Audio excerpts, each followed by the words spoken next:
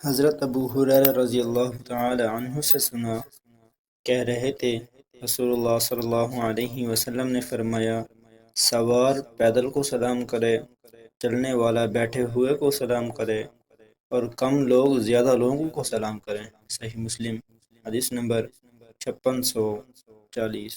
حضرت انس بن مالک رضی اللہ تعالی عنہ سے روایت ہے، رسول اللہ صلی اللہ علیہ وسلم نے فرمایا، جب اہل کتاب تم کو سلام کریں تو تم ان کے جواب میں وعلیکم اور تم پر کہو۔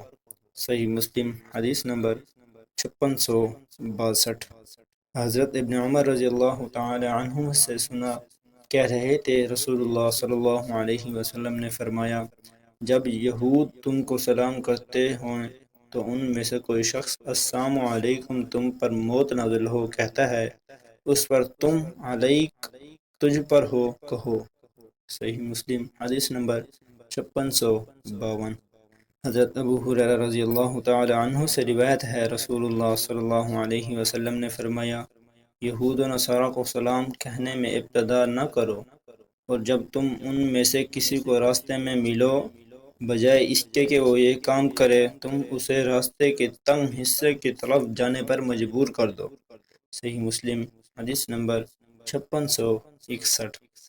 حضرت جابر رضی اللہ تعالی عنہ سے خبر دی، رسول اللہ صلی اللہ علیہ وسلم نے فرمایا، سنو، کوئی شخص کسی شادی شدہ عورت کے پاس رات کو نہ رہے، لا یہ کہ اس کا خامد ہو یا محرم۔ غیر شادی شدہ عورت کے پاس رہنا اور زیادہ سختی سے ممنوع ہے۔ صحیح مسلم حدیث نمبر 5673۔ حضرت عقبہ بن عامر رضی اللہ تعالی عنہ سے روایت ہے، رسول اللہ صلی اللہ علیہ وسلم نے فرمایا، تم اجنبی عورتوں کے ہاں جانے سے بچو۔ انصار میں سے ایک شخص نے کہا، اللہ کے رسول، دیور جیٹھ کے متعلق آپ کا کیا خیال ہے؟